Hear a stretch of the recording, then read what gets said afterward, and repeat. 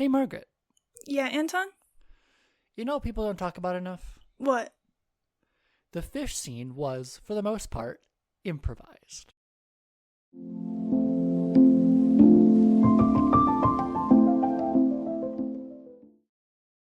Welcome to People Don't Talk About, Young Royals. I'm Anton, my pronouns are he, they. And I'm Margaret, my pronouns are they, them. And we're people here to discuss the show our friends are sick of hearing us talk about. If that sounds like you, stick around. If your friends sent you this podcast out of a desperate attempt to get you to watch Young Royals, take this as a sign. Go watch Young Royals, then come back to this podcast. Anton, what are we talking about today? Today we'll be discussing the acting of Season 1, Episode 5. Woohoo! In this discussion, we won't be summarizing the plot of the episode because we already did that. If you need or want a refresher, head back 3 episodes in our feed to our most recent This Week at Hilarishka for a full breakdown. This episode discussion will likely be all over the place, so strap in. You have been warned. Alright, I think similar to last week, going in chronological order probably makes the most sense. I agree. That's usually what we do with like detail stuff. Mm-hmm. Yeah, so most Wilman stuff on my notes is in all caps because, you know, enthusiasm. Yeah. And so I basically just have opening scene chemistry. I can concur. That's what your notes say. I don't know. It's like we come across this thing in art, in like the art of those, where it's like coming off of Revolution. It does feel it feels like I'm going over the top by like bringing up Wilman stuff, but it's like what are we doing here? Right. And so I just think like it really is just like happiness like condensed into like a bottle. Like it's just it's you can't watch this scene without smiling. That is true. Yeah, I agree. I think there's like this is gonna make me sound old, but like a juvenile, like genuine glee to the way they're acting this scene. Yeah. That I think. Yeah. I mean, one of the things the show is often praised for is having its actors believably act their age, like especially like early on. Like it's easy to forget, I think, now, because like I firmly am a stater of this, and this is entirely anecdotal. I haven't done actual research on this, but like in my experience of my own media watching habits, like Young Royals, like occasionally is it's forgotten. Like it was Young Royals season 1 came out pre Heartstopper season 1, which is something that like as mentioned before on this podcast, like Heartstopper like very much like seems to have like blown up to a larger extent, and one of the things it was like written extensively about was that like it like had like age appropriate actors that like looked their age, and that like people who got in Young Royals before Heartstopper are like we've before like this show firmly believes in not pitting the shows against each other, but I'm also like Young Royals felt like part of that shift in conversation that is like is kind of become full on mainstream, but like this was a thing that was talked about as something that like was unique about it. I grew up on Disney Channel, watching Nickelodeon in the like early 2000s to 2010s. All of those teenagers, quote unquote, were like 35 years old. The actors were. Yeah. At least in their 20s, some of them in their 30s. So the difference between that and having like 16, 17, 18-year-olds play 16 and 17-year-olds. Yeah. Incredible. And I mean, and I believe I've brought it up before on this podcast, is like a show that Margaret and I both grew up on also, like The Fosters. Like that was a family drama that started off having fairly age appropriate looking actors, and then it had 5 seasons and did the thing that was very like it ended up being very of its genre, or it was like a lot like the creators would famously say this show famously I saw in one interview where one of them was like this show takes place in 2019, like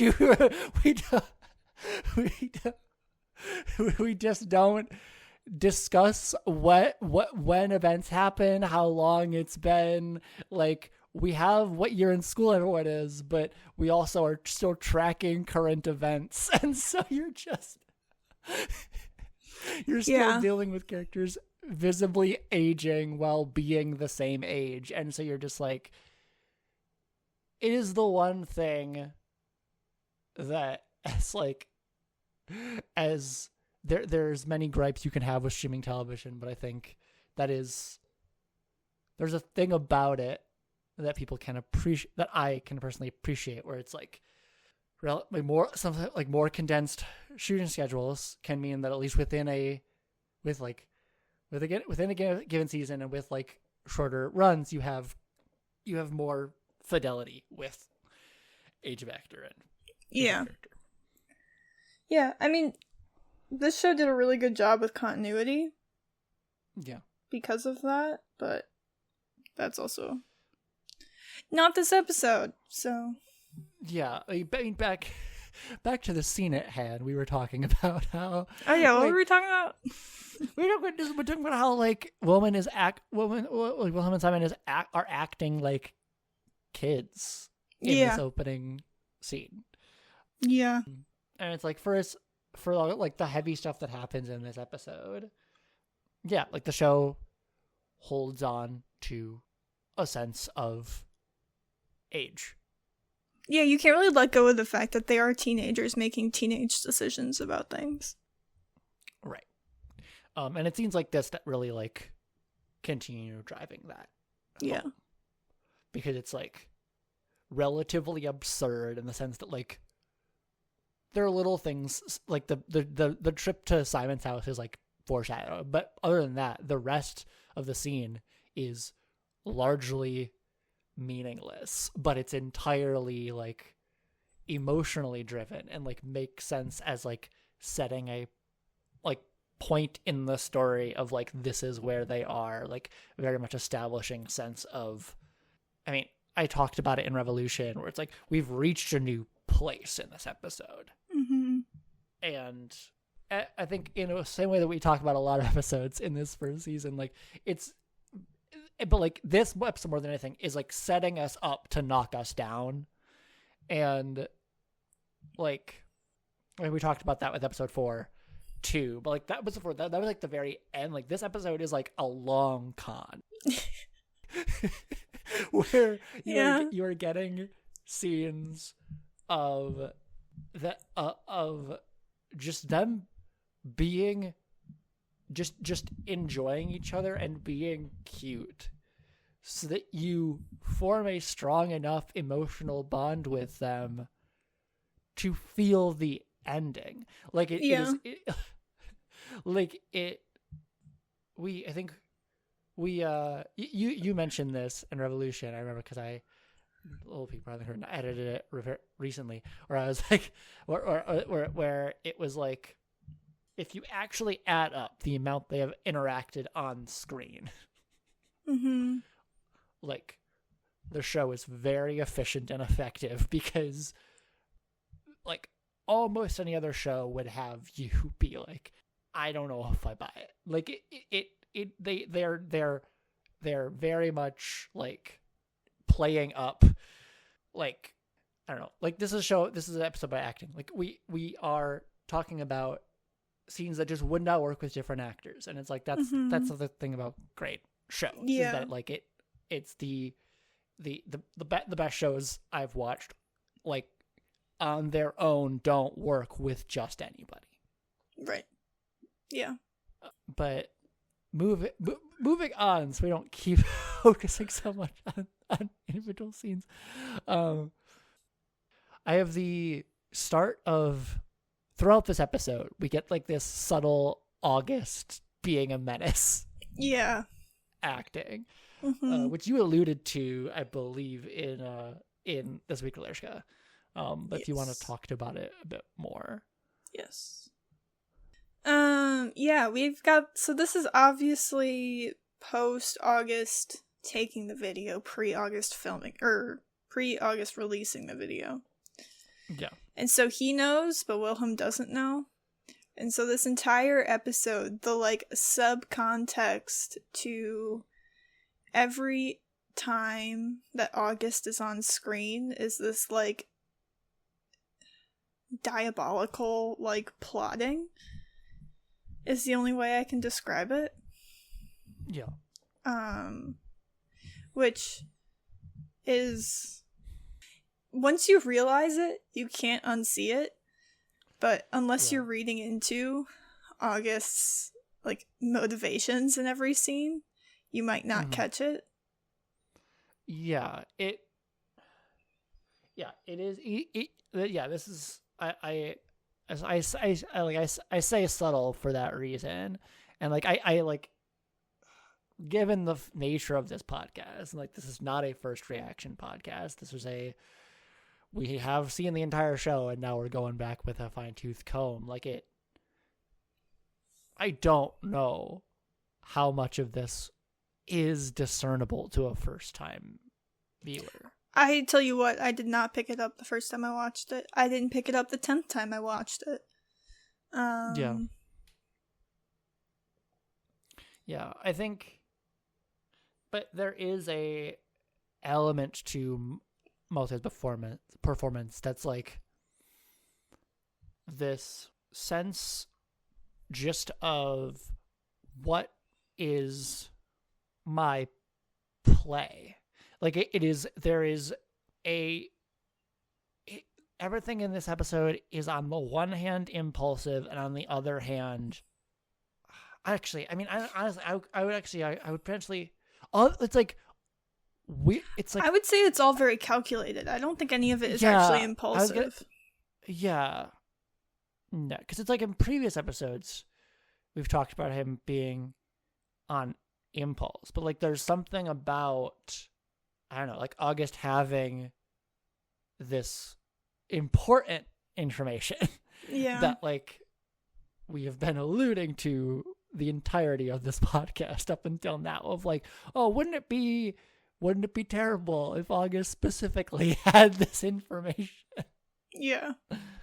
And I think I definitely misspoke, or more think of, like, the end of the episode is the closest I could see to a degree being impulsive, but it's so malicious that you don't.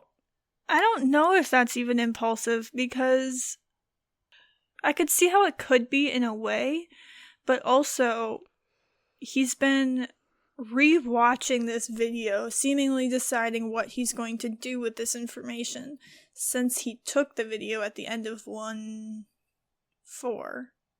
Yeah. And so, I don't know, you get this, I mean, throughout the episode, you get this continual questioning of, what am I gonna do with this? Mm-hmm. And, like, I've mentioned, I think, in Revolution, where I see it as a, like, 3-strike thing. Mm-hmm. At least I know I've mentioned this off pod. I don't know what's happening to me this cycle. I cannot connect the previous episodes together, but where Felice breaking up with him, being told that he is expelled, essentially, and then Wilhelm doing a coup within the society, like. Yeah, and what's wild to me is only one of those instances involves Wilhelm, and yet he's the one that is punished for it all. But it's also like, if you delve into August's psyche, as we've started to make a habit of doing, because it does make the show more interesting. We really dove in last cycle to the agree that, especially ever since Villa became crown prince, like August been on all of last episode being extremely obsessive about Villa and Felice and Villa specifically.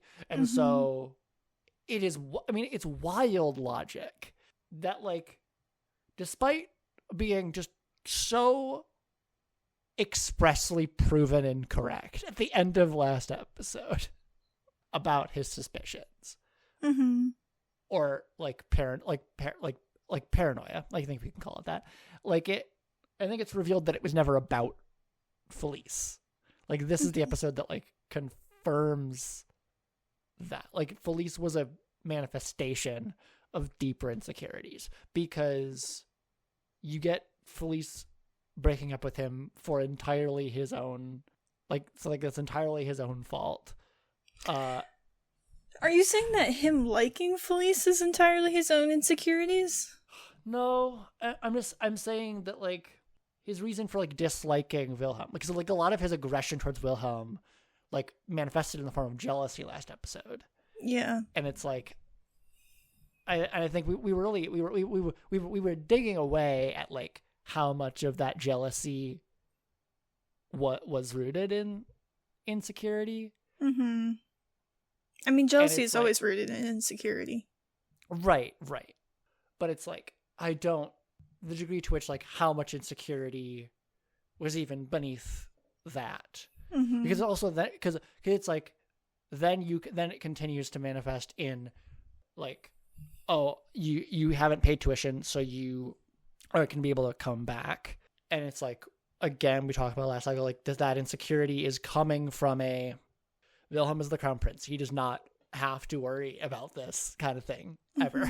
And I'm realizing we're getting into August character episode territory, but it is a question of, yes, all of these things are, like, most of the things are not about Villa, but the ways in which August makes them about Villa. Yeah. It's as like revenge of this kind, I think, often does or can, like, it reveals more about August than anything else. Right. Backtracking to more of the beginning of the episode, yet again, shout out to the eye flick of that Simon does towards Villa in the classroom, where he's like, no, I didn't sleep at home, and then just, like, nonchalantly, it's very good. I don't know whose choice that was, but it was correct. Yeah. And Sarah's little what Felice when Felice, like, offers to sleep out, like, you should like stay over this weekend, and then Sarah's like, why? And then Felice is like, because it's what friends do. Like, that little exchange I've always found very precious. Yeah. I think it's cute. I also think it's kind of sad. No, very sad. It's very sad. Because, but of course it's on my list of favorite moments. Anyways. Yeah. Yeah. I don't know. At least for, like, me as a kid, sleepovers were like, how many can I possibly fit in? So it's sad that she's 17 and is like, why? Why would I sleep over? Yeah. But I like Felice's little, like, because it's what friends do. Like, without even thinking about it. Yeah. It speaks to a growing relationship. We will talk about Mont Royals, and we don't want to belabor here, but it's like more of a confident, like, you are my friend type of thing, which was more uncertain at the beginning of 3, fell apart at the end of 3, was repaired in 4, but, like, didn't really have the chance to get fully explored given all the other bullshit that was happening. And then we check back in and we're like, okay, here we are. Yeah. Let's talk about the lake scene. Where like We've got more of that, like, carefree joy going on. No, yeah, it's we're coming back to similar points with these, like as you like they serve similar purposes, but it is different contexts in ways that I think do reveal about something about where this relationship is. Where it's like we start off in Villa's bedroom. Villa is shushing Simon, trying to keep him hidden. We get the lake scene where like we are using all plausible deniability we can, but we're kind of being a bit more like we're being a bit more loose with it. And then something we didn't even talk about in Revolution, Wilhelm asks his bodyguards to take him to Simon's house. Like, if we more talked about them being like obvious the lake scene, but like fish scene is even more egregious. Yeah, I mean, yeah. R.I.P. to those bodyguards. They really have to play dumb here. Yeah. And it's like, I don't know. And like all this is like speculation because it's like, I feel like in the actual show, I feel like all we see is them being like consummate professionals. Like that little, like the little moment I think in This Week Leshka where we're like, what is Malin gonna do with Linda? Like what did they chat about? I bet you they're spilling some mad tea. About what? I don't know, but Malin sees everything. That's sort of her whole job. Yeah, but we talked about how like it's also not her job to talk about that kind of thing. Yeah, but I feel like Linda would be able to get it out of you. That's fair. Not in like a manipulative way. No. Not at all manipulative. But I know I just feel like also like on the other hand, it's either that or like Linda seems like the kind of person who's like really good at small talk. Like that's the impression I get. Oh yeah, they could talk about the weather for a year. Like that's the sense I got. That's always the sense I get in the lunch scene in episode 3. Yeah. Like this. I mean, we talking to nurse. Like her being a nurse makes 1,000,000% sense. Then like. Yeah. But, yeah. Yeah. I'm not saying I think Malin is spilling, like, secrets that must be guarded, but I think she could spill some, like, you want to hear some cracked shit I heard from the students today? Like, I feel like they could have a good gossip session, particularly if this relationship continues, because eventually you have to stop talking about the weather. You know, you can only talk about the weather and what you're doing this weekend so long. But next, a casual moment that again couldn't fully appreciate it until I believe I summarized it for This Week Leshka. When Felice's mom sends her dress, and she's just like talking about her mom's pressure for her to always be. For everything to needs to be perfect, and in the middle of everything needs to be, and then I'm pretty sure in that pause before she says perfect, she is taking a selfie of the dress over her and then sending it to her mom. Like it's one of the subtlest things that is just like devastating now every time I watch it. Yeah, I mean, yeah, we've talked about the pressure that her mom puts on her before. We'll talk about it again. But yeah, this is one of the times where the way the pressure affects her and how she just like kind of puts up with it is so blaringly obvious. Yeah. It's just because she's talking about it while participating in it. Yeah. Which is like, it demonstrates a level of, it's this really strange blend of like extreme self-awareness. Mm-hmm. But like no, I mean we're building for it to the end of the episode, but like we start at a place that like with seemingly no motivation to like fight against these very ingrained habits. I mean, it's also like your parents, so right, fair, yeah. It's very difficult unless you want to make your life even more of a living hell. Right. To fight against the wishes of the people who pay for everything. No, yeah, I'm not. Right. I'm not saying it's not difficult. I just think it is interesting that like inherent contradiction to like it's just and like depressing of like you know what your problem is, but there's no way you're gonna not do it. Like just keep going with it. Fish scene. Yes, the cold open. Yes. I don't know. I want to say this is relatively common knowledge, but like I think it is at this point.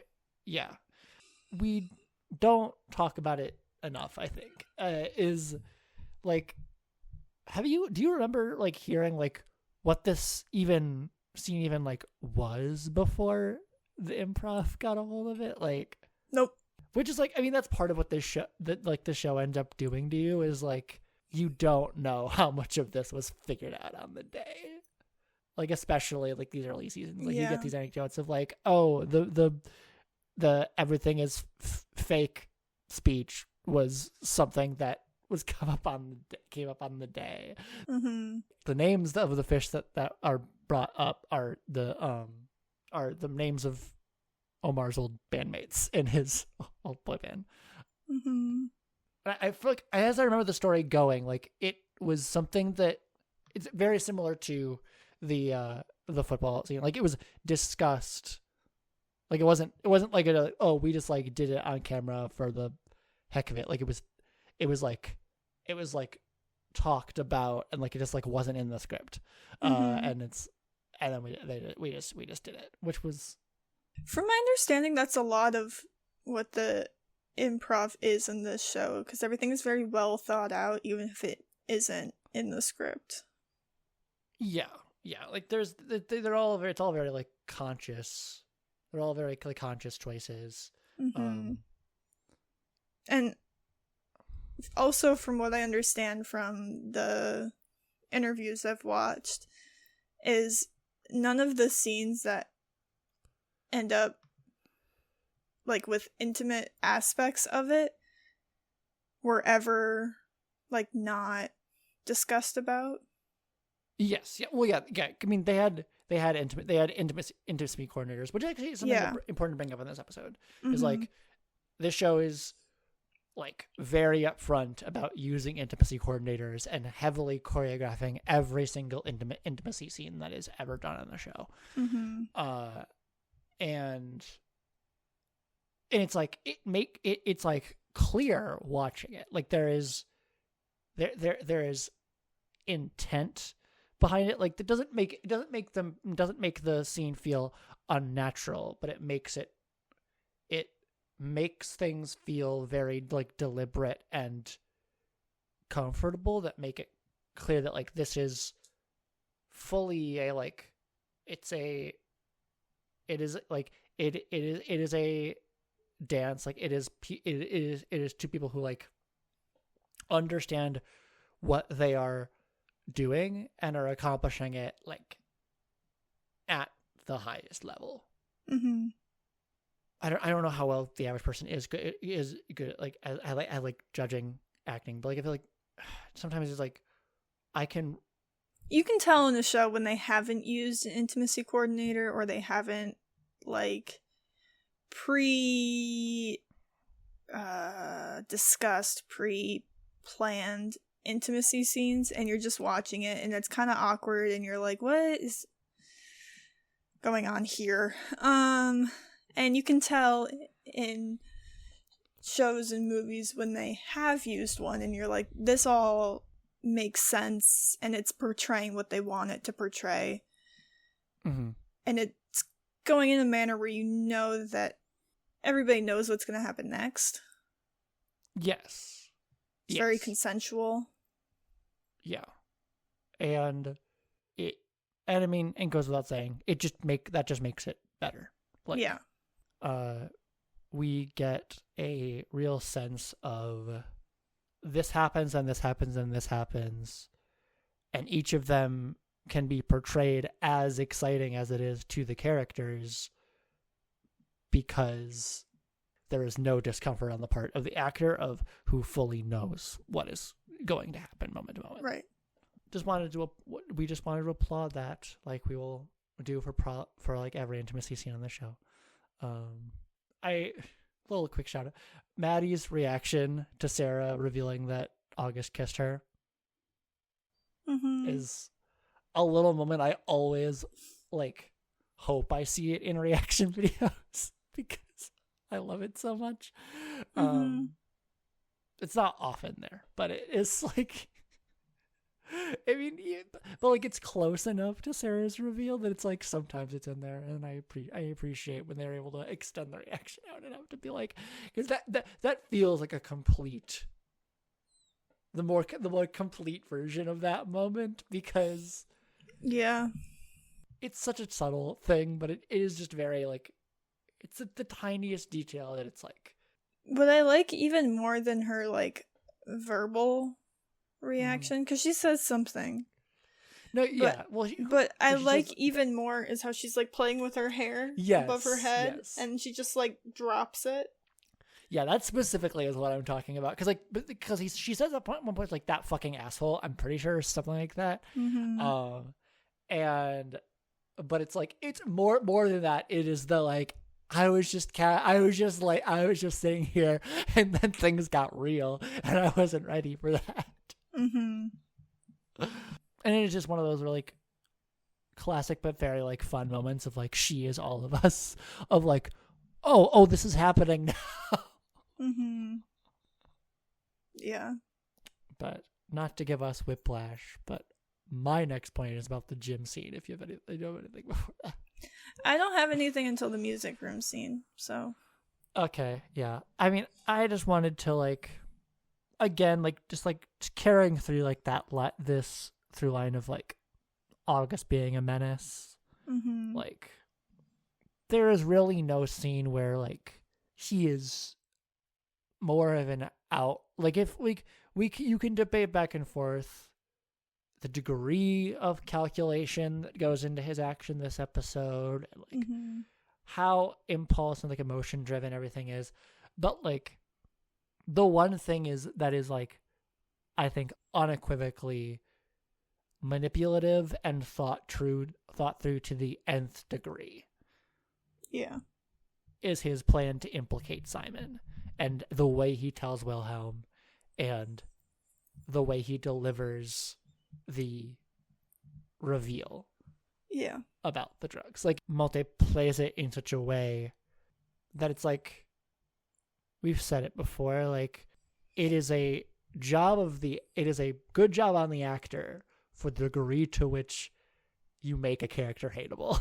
And it's like the loathing you feel in that moment of just like we keep coming back to this point of like the added layer of August now having knowledge he did not have before does start changing things, both in him and in our perception of him. Yeah. Because not like we were making this argument, but you cannot even deflect anything as doing anything totally unthinkingly. Like we call him August the Clueless in a previous cycle. And it's like, now we learn that August with knowledge is even scarier. Yeah, for sure. Because because he's not, as much as we want to really shit talk him, he is not necessarily, like he's not unintelligent. No, he's very intelligent. He's just also an idiot. And you can be two things. Yes. Very valid. Yeah. There are many things he doesn't think through, but when he is working on a plan and all cylinders are firing, it's like, well, shit, you won this one. Like that was like well played. Yeah. Just because his plans always do what he wants them to do doesn't mean they were good plans. Right. Which is this intelligent, but also an idiot. Yeah, because even this episode, like, it's like his plans are effective up until the point that he miscalculates the degree to which, yeah, like, I don't know. I think we have not yet appreciated the actual. I don't think I fully appreciated actually how big of a like hole there is in August's plan that Wilhelm just walks straight through, because he knows that Simon knows he's broke. He knows that Wilhelm and Simon have been intimate. Mm-hmm. And then, like, he doesn't know the extent of this relationship and like how like emotional it's gotten. Right. But like the degree to which you cannot in that simple math like put 2 and 2 together, that like Wilhelm would become aware of this. And like you could go up to the point of like, I don't think he would do this to me. But again, I think we're then maybe going we're potentially having August like misjudge Wilhelm's loyalty to him, like how deep that runs. Right. Which I guess might be fair, because we've been talking in previous episodes like that, like Wilhelm sticking his neck out for Wilhelm sticking his neck out for Simon, like, is a change of pace from like the more isolationist, like insular mentality of the royal family of like protecting what is inside mm-hmm. the family. Mm-hmm. I don't know. It also then makes me question, which is open question we can revisit later, like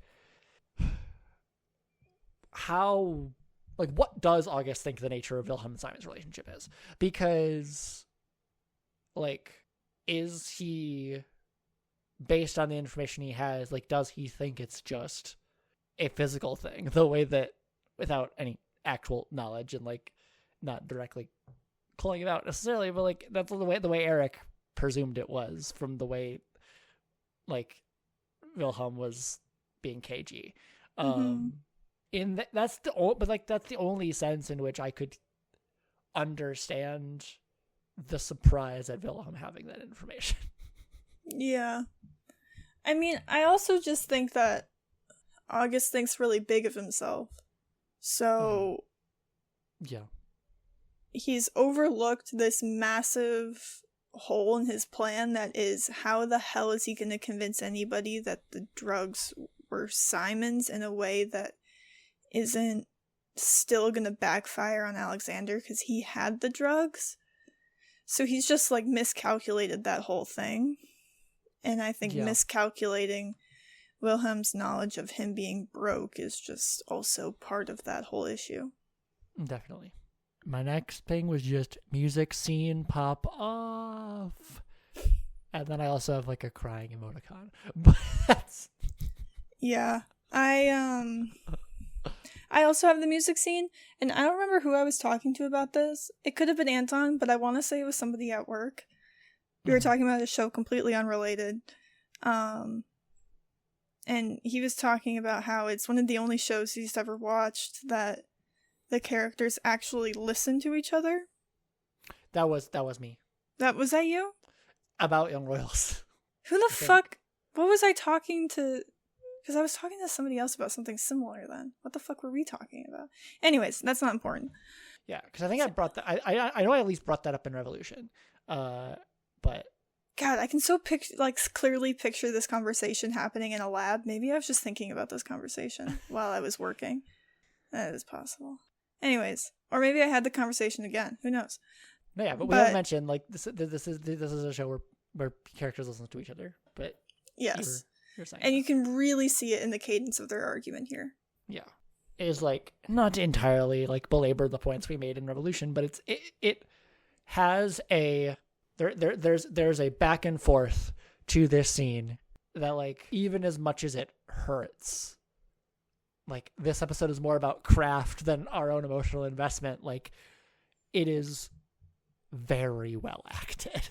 Yeah, I always go into this scene like braced for a battle. Mm-hmm. Because I mentioned it in Revolution, but like the willful misunderstanding in this scene is like it's like so frustrating, but also like on a writing level and like on an acting level, like it's also just so delicious. I don't know. It's so like as a self-proclaimed lover of angst, like it